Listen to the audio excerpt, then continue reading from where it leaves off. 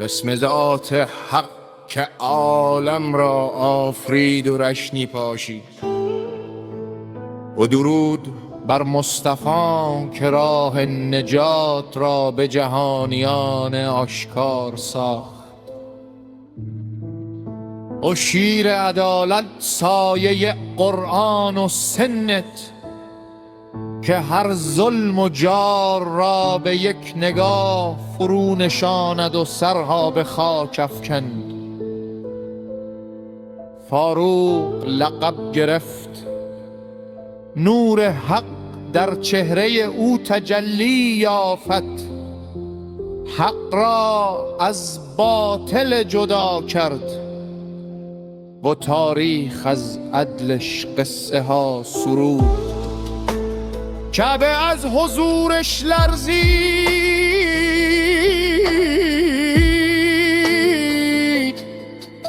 و به تکده ها در هم فرو ریخت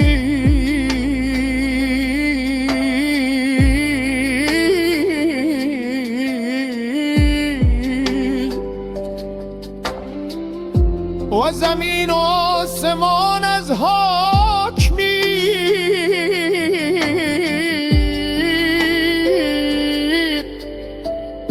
او عدالت را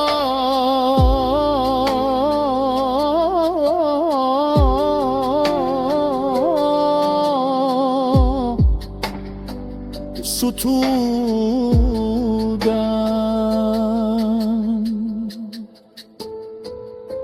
شبها در کوچه ها گشت، دلهای یتیمان را تسلی داد و وارد بر دوش کشید تا فقیر شرمنده نماند.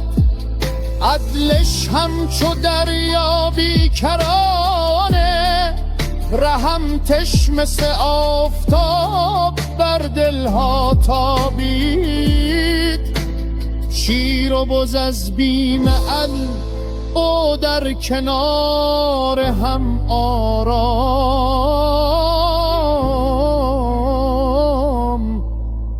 گرفتن.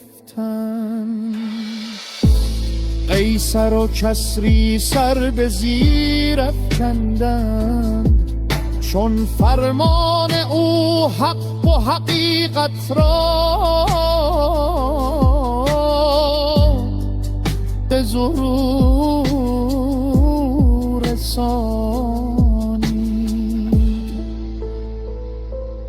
در محراب مسجد سجده و خشوع و حضور خدا را شاهد بود و هر نفسش درس تقوا استقامت به جهانیان.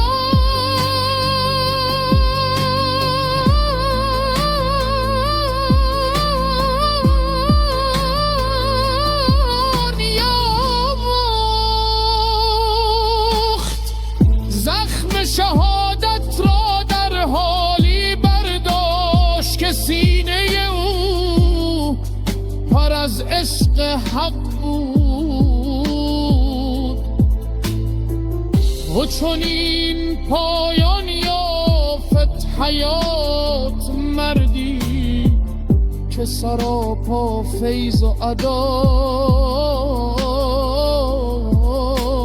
بود.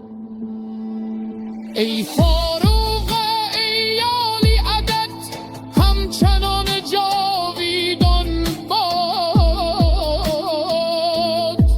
و نام تا قیامت چراغ راه مؤمنان باشد.